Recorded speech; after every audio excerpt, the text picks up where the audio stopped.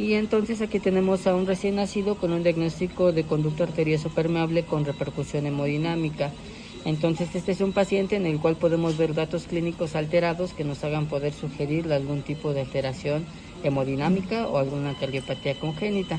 Como vimos en la clase, pues lo primero que es la inspección. ¿Qué podemos inspeccionar? Pues a la inspección la coloración del paciente, ¿no? Es una coloración marmórea. También tenemos que tener en cuenta que hay bebés que tienen múltiples comorbilidades y múltiples infecciones o afecciones. Entonces, en primera instancia, ¿cómo encontramos a la coloración? La coloración, como observamos, no es adecuada. Se observan datos de hipoperfusión de forma generalizada. Otra cosa que podemos ver, pues la dificultad respiratoria, y la característica que nosotros vemos también es la características del tórax. Está bombado, está normal. En este caso, pues el tórax está aparentemente normal. Otra cosa que podemos ver, las mucosas. Eso nos va a decir si el bebé tiene datos de sobrecarga o no tiene datos de sobrecarga. En segunda instancia, pues tenemos que ver la palpación. ¿Qué podemos palpar? Pues como habíamos visto, de arriba hacia abajo podemos palpar primero la fontanela. Vamos a ver si no tiene algún dato sugerente de deshidratación. Esta fontanela está normotensa. Posteriormente hacemos la palpación del precordio, recordando que el frémito es la característica de la percepción de los latidos cardíacos a través de la palpación. En este caso, pues el paciente tiene un precordio hiperdinámico, es decir, que va rápido y aparte los latidos son transmitidos, por lo cual es con frémito palpable. Así nosotros también podemos observar el choque de la punta. El choque de la punta es el lugar en el cual nosotros más vamos a ver o sentir el latido cardíaco. Entonces el choque de la punta, como vimos en alteraciones tanto hemodinámicas como cardíacas, puede estar dirigido hacia la izquierda, hacia arriba, o que no fuese perceptible en pacientes que tuvieran frecuencias cardíacas bajas o hipotensión. En este caso el paciente pues tiene un frémito palpable, tiene desplazamiento de la punta hacia el lado izquierdo, lo que nos hace sospechar clínicamente que tiene crecimiento cardíaco. Ya con los paraclínicos nos vamos a ir enfocando más allá qué tipo de alteraciones tiene. ¿Qué otra cosa podemos palpar? De arriba hacia abajo, como nuestro algoritmo lo comenta, el hígado. Tenemos que palpar el hígado. Generalmente los bebés tienen 2 centímetros por debajo, que es lo normal. Más allá de esto se considera hepatomegalia. Entonces aquí palpamos al bebé y a la exploración clínica pues podemos observar que tiene una hepatomegalia importante. Entonces ese es un dato sugerente de sobrecarga del lado derecho. Después nos vamos a las demás extremidades y vamos a proceder a la palpación de los pulsos. Los pulsos, vamos a irnos primero los pulsos, el pulso radial,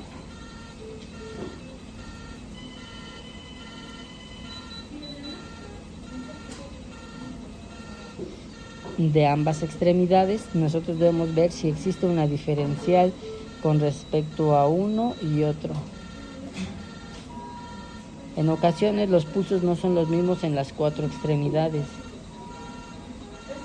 Aquí, por ejemplo, los pulsos se sienten amplios,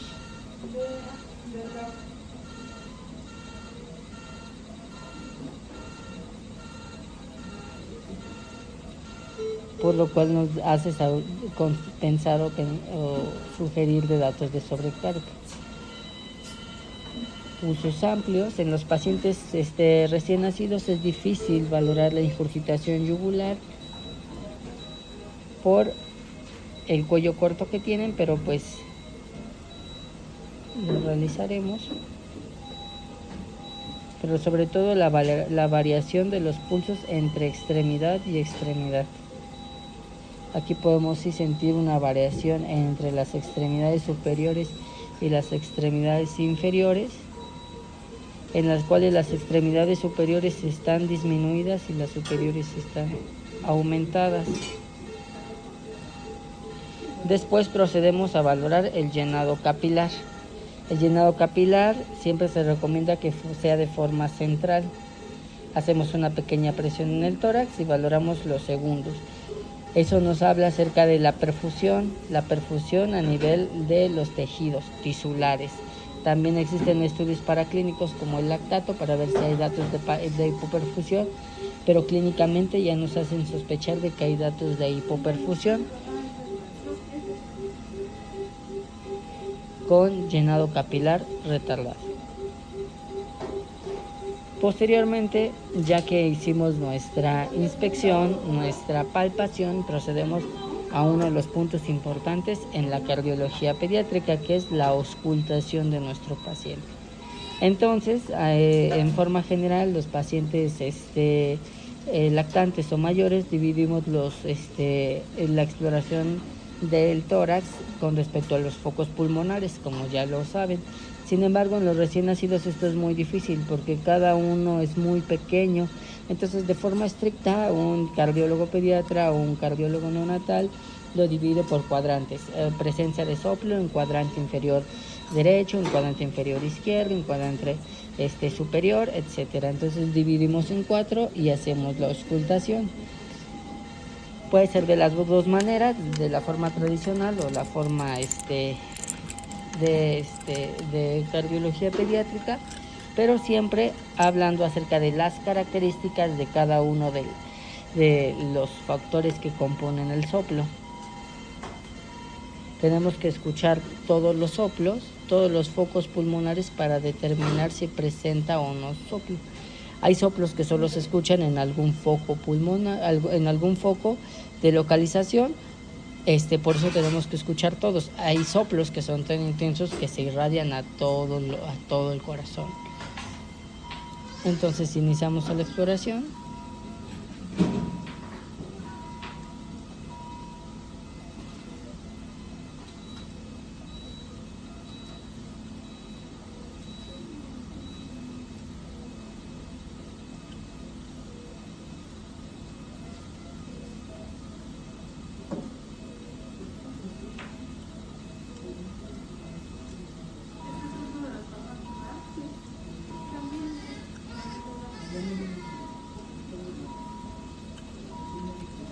Y en este caso, pues recordando cómo se dividen los soplos primero son los soplos sistólicos o diastólicos, es lo más importante que debemos determinar.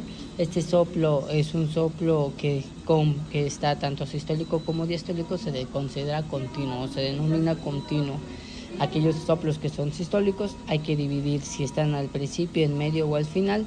Si están al principio se le llaman protosistólicos, si están al principio y en medio se llaman protomesosistólicos, o si se encuentran al final, telesistólicos. Cuando se encuentran durante toda la sístole, a esto se le llama holosistólicos. Entonces podemos tener soplos proto, meso, sisto u holosistólicos y diastólicos. De ahí debemos considerar la intensidad de soplos. La escuela francesa nos comenta que son 6 grados, cuando el más intenso pues llega a escucharse hasta en forma sin necesidad del estetoscopio, y el más sutil es el que pues solo el experto llega a explorar.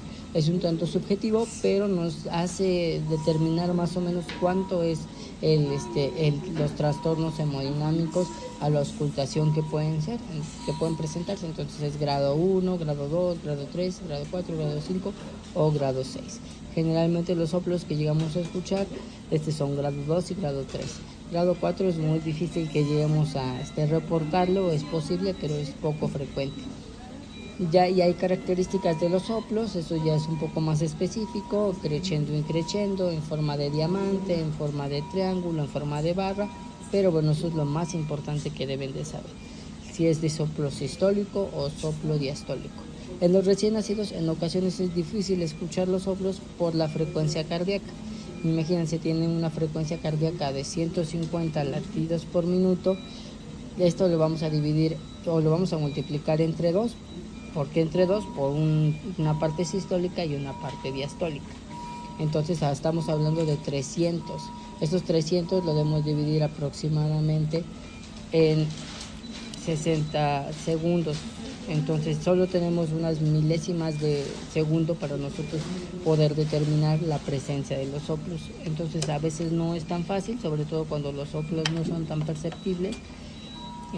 Además de las características hemodinámicas que en las clases pasadas habíamos comentado, pero es importante siempre la auscultación y determinar, recordando también que no todos los cardiópatas van a soplar.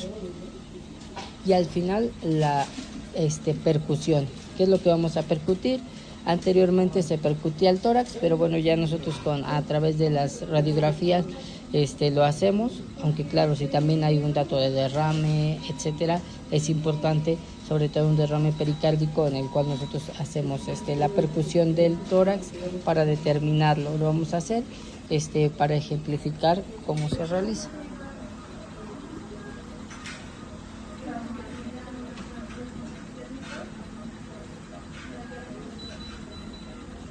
Entonces a la exploración pues se palpa que está agrandado el corazón. Posteriormente hacemos una palpación también del abdomen para corroborar la hepatomegalia que ya hemos palpado, y pues si tiene una hepatomegalia significativa, como 5 centímetros por debajo. Entonces este es un paciente que tiene datos sugerentes de algún tipo de cardiopatía. A la exploración clínica, únicamente con la exploración clínica, sin saber antecedentes ni nada, si sospechamos de alguna cardiopatía, consideramos que es una cardiopatía de tipo acianógena, que de incremento de flujo pulmonar aumentado, es decir, que tiene datos de sobrecarga. Y este paciente ya, además de tener datos de sobrecarga, ya tiene un componente de insuficiencia cardíaca. Recordemos que hay insuficiencias cardíacas y derechas.